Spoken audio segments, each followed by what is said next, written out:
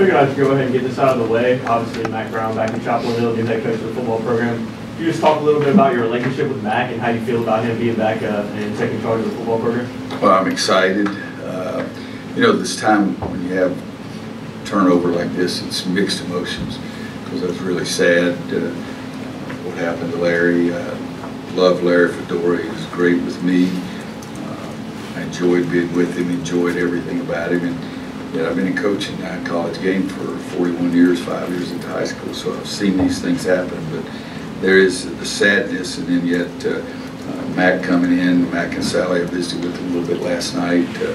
As you know, I got Mack to come and be my speaker for the Fast Break for Cancer breakfast this year. I go back all the way when I was with Mack from, I think he came in December and I left in July or August, something like July, I guess. And so we spent some time going back and forth to Rams Club meetings. And I had a Carolina Blue Mustang used to ride back with me because I could get out of there quicker than anybody else. And he would get there and spend some time, but when I finished, he was ready. I rolled. We stopped and had us a soft drink on the way back, and so we were together 3 or 4 times like that in the car. I've always considered him a friend. And then when I'm in Kansas, he's in Texas, and we go down to play in Austin one time. One of the first years maybe that we had changed over to the Big 12, and I went over just to look at their. At that time, I was probably still sprinting, much less jogging, and then jogging and walking now, just walk. But we went over there to the place and ran into Mack and Cleve Bryant, and Mack spent probably an hour with us, giving us a tour of everything. So I enjoyed that part. I'd go see him every time we'd go to Austin. In 2005, I'm back here, and they're playing in the national championship game, and I got his new number at that time from Dick Coop, who was a mutual friend and former professor here. Called him, wished him good luck, hoped he win his first national championship. And, was it 9 or 5? 5, okay. And they did, and then later that year he gave me the same kind of call. But I think he's a wonderful person, very organized, great with people, great with kids. I didn't get to see him coach because, again, I left in July, but I did follow the Tar Heels, as I've done every day. I've been breathing since I knew it was here, and I loved what he did with our program. And he's going to jumpstart some things that'll be really good for us. You also have that sadness about Larry too. You can't just jump up and down because that means there's something bad happened to somebody. But I'm ecstatic that Mack is here. You don't have a crystal ball, but why do you think it will work the second time around with Mack? I thought it worked the first time around too. So, and he's even more successful at Texas at the biggest stage you can have. I think I heard him either last night or this morning saying that you know, he's a lot smarter, more mature. All of us are. Usually means just we're getting freaking old, but I think he's coming along. He has the package that we need at this time, more so than we did at the other time. I really believe, you know, and I wasn't. Needless to say, I was the last guy on the totem pole when he came, and I thought Coach Crum. I mean, Coach Crum did a nice job. I mean, he won our program won 4 straight bowl games, but we needed Mack's attitude and his gregarious personality with the alums at that time. It was really important to us. And first 2 years were really difficult, but after that they were pretty good. You mentioned using the basketball program to help his program. From your side of things, how do you think your program helps in this? Well, in the past, I'm not going to say what's going to happen this year, but in the past we've won a lot. And kids like to come see that atmosphere and a winning program, and we've won on a big stage, and that's been good. And I enjoy doing it. I recruit for, there's not many programs, if any, on this campus that I haven't helped them recruit. And I enjoy doing that. I enjoy talking to the kids. I bribe them. I tell them if you come to school here, and I can get you better seats than the coach can. I've even told kids if you come to school here, I'll let you sit behind the bench a game. I've even told a kid, you come here, I'll let you call the first play of a game.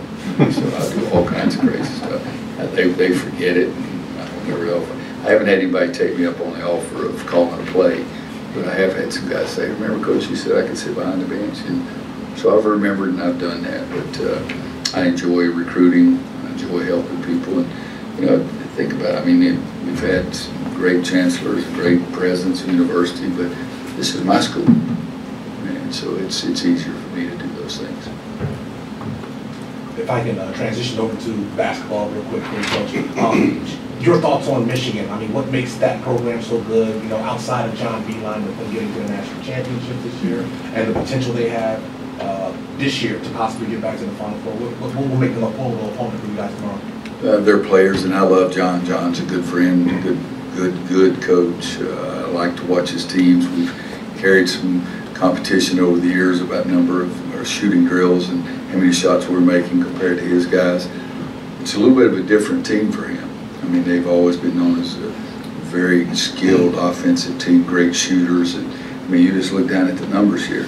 I mean, their teams are shooting 32.9% against them. Teams are shooting 27.8 against them. His team has shot 80 free throws, and the opponents have only shot 65. So all those are on the defensive side of the ball. And I'm not saying John was a bad defensive coach in the past, but it's a completely different team for him. Charles Matthews, I tried to recruit a little bit out of high school. I did not know anything, and I hate to say it like this, Brace Delkus, whatever his name is, my God, he can really play. I don't have a clue where the crap he came from, but I know he can really play when I watch him on tape. And so, again, it has to go back to John because John puts it together. But their offense has always been very meticulous, very organized. Great diversity. They'll have backdoor cuts, they'll have post-ups, they'll have three-point shooters, they'll have drivers. It's a hard offense to cover. But this year, their defensive numbers.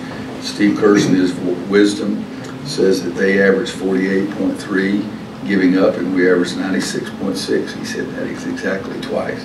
I'm telling you, I think if we score 96, I think we've got a better chance of winning. So is the key to making sure you all do what you all did against UCLA and taking care of the basketball? Yeah, I think, you know, if it's a low possession game, turnovers are always more important. It's a lower possession game. If you play 100 possessions and have 12 turnovers, it's not quite as important as if you play a 60 possession game and you have 12 turnovers. If they get an open opportunity, they're going to run it, but if it's against a set defense, you got to guard, and you got to be patient enough, tough enough to guard for 20, 25, 30 seconds. But yeah, turnovers are huge, just as in the rebounding. The rebounding margins huge if it's a small possession game too. This is the 20th year of the ACC Big Ten Challenge, and a lot has changed in the landscape since they started it. There's more conference games now, probably more made-for-TV matchups that this was kind of intended to be.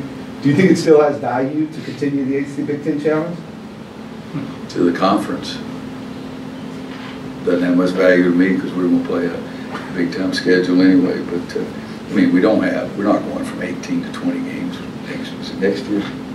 We're going to 21 because this one's set in stone. It's some of the highest-rated TV games they have. They're not going to do away with that. So, yeah, it's a lot different than it used to be, in my opinion. Because used to, those were really big, but I mean, in a 3-week period here, we're going to play 3 teams in the top 10. It doesn't have to be an ACC Big Ten Challenge, but Michigan, Gonzaga, and Kentucky, and playing CB. I mean, we went, I think, twice this year. We played 4 games in 8 days. Now we're playing 4 games in 30 days. But it's made for TV is what it is. Coach, since the Vegas trip, what have you guys kind of worked on practice-wise that you feel like you have to address right away? Not a lot. I mean, because we've gone 10 straight days, either games or practice for 10 straight days. We got back at 1:30 in the morning, Saturday morning.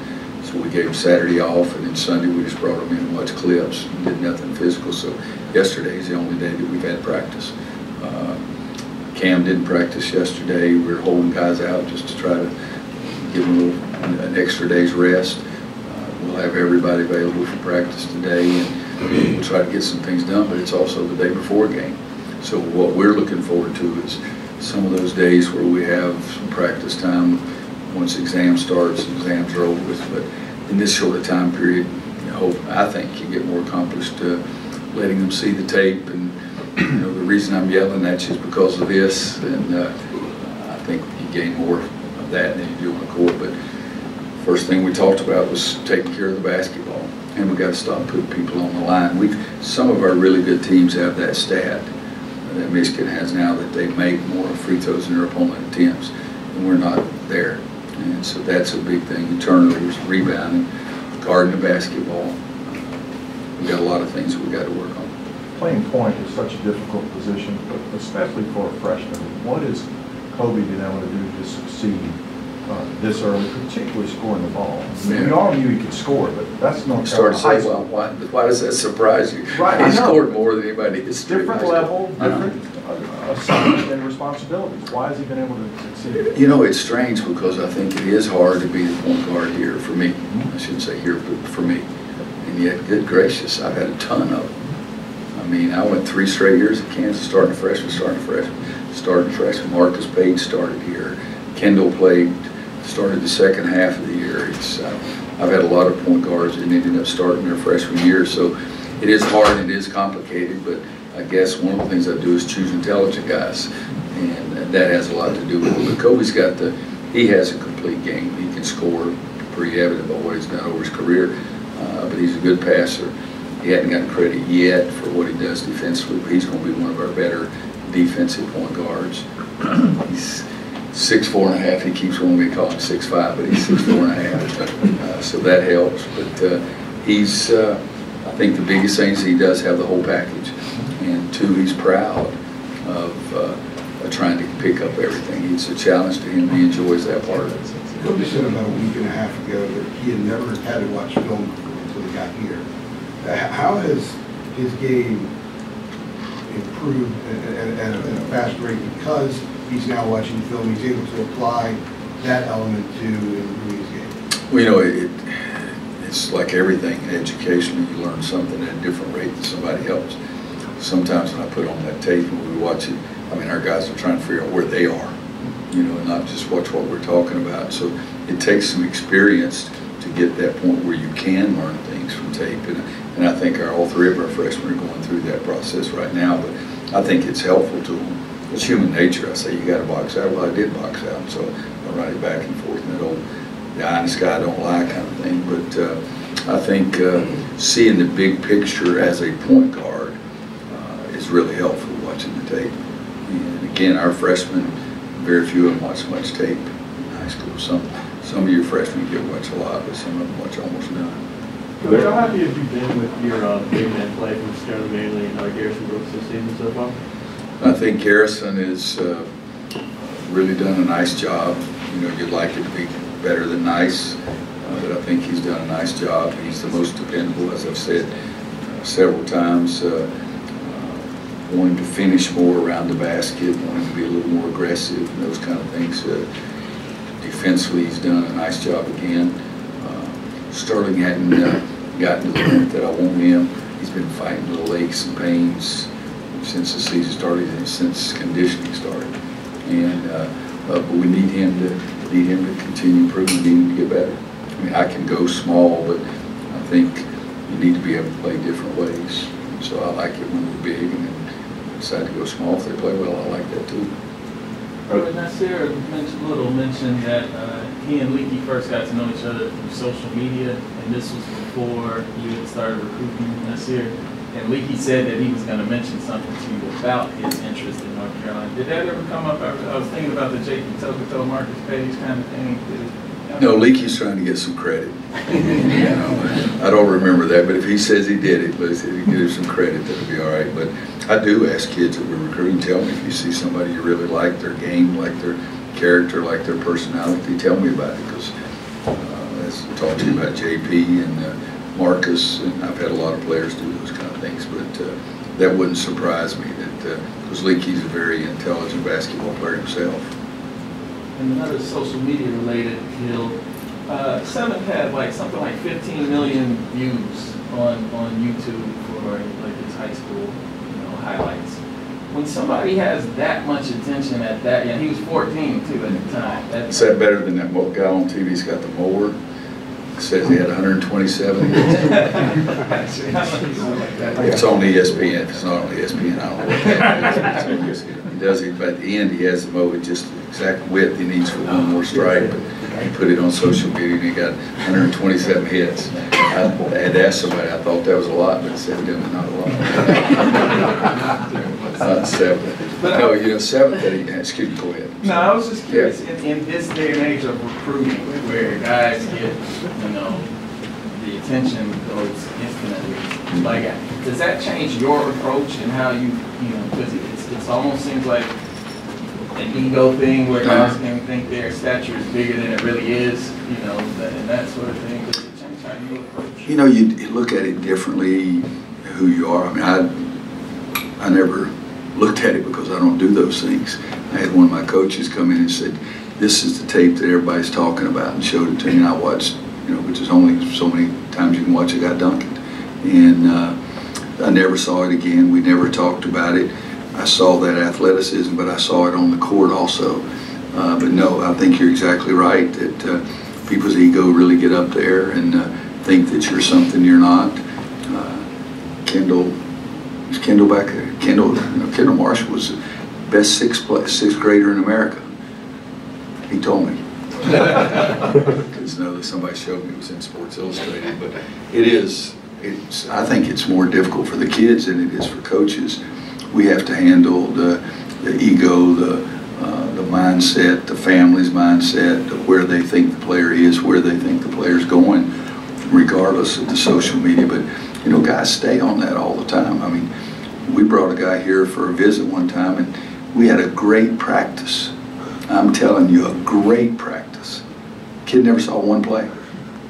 He's sitting at the table the whole time doing that, so he didn't come either. Roy, some of the things are my choice.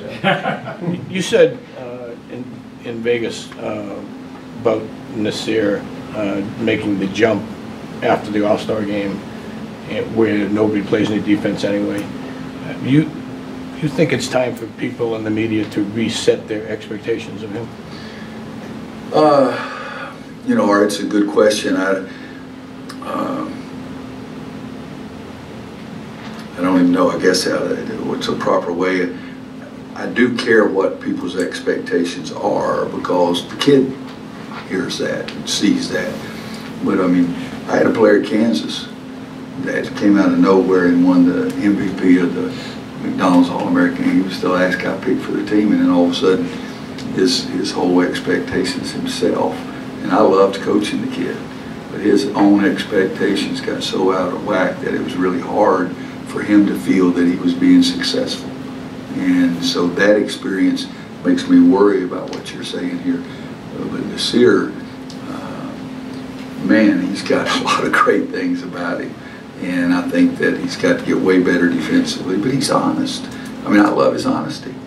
I said, Nasir, who are you guarding? He said, I don't know. I mean, it was the first thing to do defensively is try to figure out who the hell your man is, you know, that kind of thing. But I love him, and you know, what people's opinions of him, I hope will eventually be made by how he plays, and as opposed to reputation, how he plays in the big games, how he gets better. So I guess I'd say, you know, that I don't know that if anything I say is going to make them change, but the only reason I would want them to change is if the kid's concerned about it, but I'm not concerned about him. I go in the gym all the time, and I don't care if anybody else likes the guy. We've got one guy on our team right now, the fella coaching the ACC told me he's not good enough. He's good enough to play for me. And I told that guy, you know, you got guys on your team that can't play for me. You know, so it's an easy deal. And that person was? Just thought. Yeah, just thought you'd ask. In case I had a weak moment. Coach, another Nasir question. Is there any another player you've coached whose athleticism is similar at UNC with Littles? JP could jump out of the gym. It wasn't quite the explosive, quick jump that Nasir has. Noel, maybe? Who? David Noel. A little still different. David wasn't. I mean, Nasir's is explosive. It is quicker. His fast twitch muscles are different. David was explosive, but not like Nasir is. Give me another example. Barnes, maybe, or? No, Harrison was a work.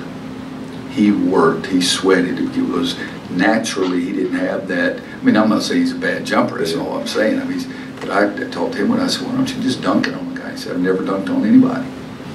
I said, well, try it, you'll like it. So Harrison's was different too, because Harrison just worked and worked and worked and made himself into a much better player than God sprinkled any dust on. So is Nasir the most athletic player you've coached at UNC in terms of? I would think so. Give me somebody else. Those are my changes. Who? Jordan? Well, I don't think I claim him. We're trying to see what. If you're going to talk about that, yeah, that guy was pretty explosive. He's pretty athletic. Bryce was a quick jumper. Who? Bryce Johnson, quick jumper. Yeah, he had the quickness, but Bryce doesn't have the athleticism that, it goes back to Darren Hancock at Kansas and guys like that. Darren was only 6'4", but I mean, I saw him jump. Guy tried to take a charge, he just spread his leg and jumped all over him completely.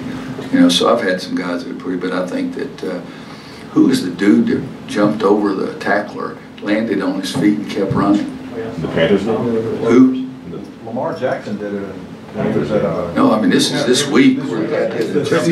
I've seen Ezekiel, for example, Ezekiel, whatever his name is. I saw him, but this guy jumped over a guy and then evidently clipped the foot a little bit, so he did a complete somersault, landed on his feet, and gained 3 more yards. That sucker's the most athletic guy. And that would get a lot of views. Would he get more than 127? Coach, back to Michigan for a moment. I got a couple questions. I'm going to combine them from the Detroit News. What have you seen from Michigan's transition defense that would pose a challenge for you?